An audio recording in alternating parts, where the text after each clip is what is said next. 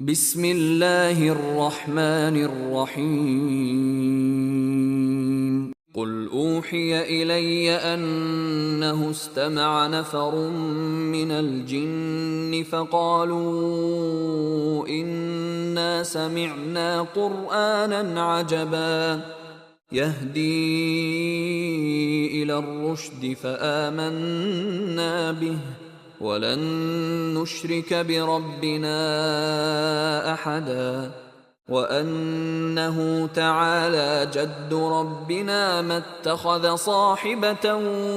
ولا ولدا وأنه كان يقول سفيهنا على الله شططا وأنا ظننا أن لن تقول الإنس والجن على الله كذبا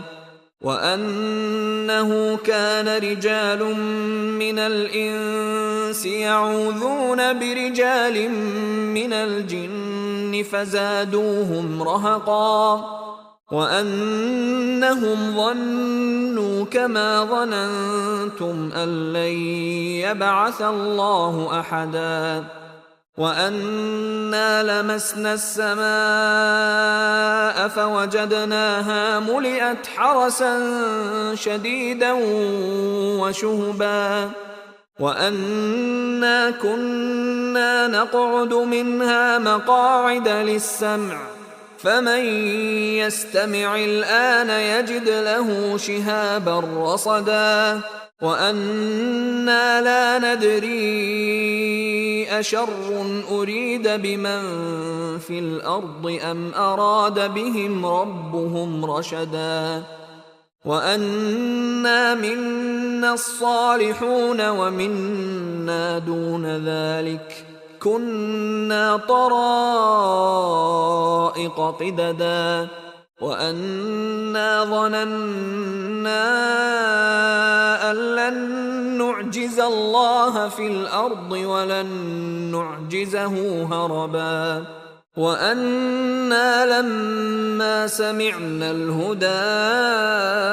آمنا به فمن يؤمن بربه فلا يخاف بخسا ولا رهقا وأنا منا المسلمون ومنا القاسطون فمن أسلم فأولئك تحروا رشدا وأما القاسطون فكانوا لجهنم حطبا وأن لو استقاموا على الطريقة لأسقيناهم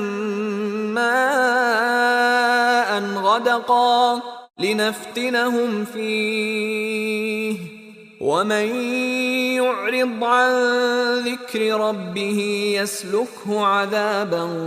صعدا وأن المساجد لله فلا تدعوا مع الله أحدا وأنه لما قام عبد الله يدعوه كادوا يكونون عليه لبدا قل إنما أدعو ربي ولا أشرك به أحدا قل إني لا أملك لكم ضرا ولا رشدا قل إني لن يجيرني من الله أحد ولن أجد من دونه ملتحدا إلا بلاغا من الله ورسالاته ومن يعص الله ورسوله فإن له نار جهنم خالدين فيها أبدا حتى إذا رأوا ما يوعدون فسيعلمون من أضعف ناصرا وأقل عددا قل إن أدري أقريب ما توعدون أم يجعل له ربي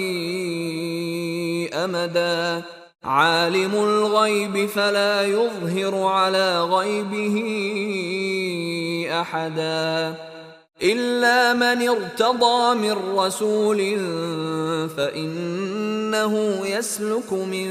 بين يديه ومن خلفه رصدا ليعلم أن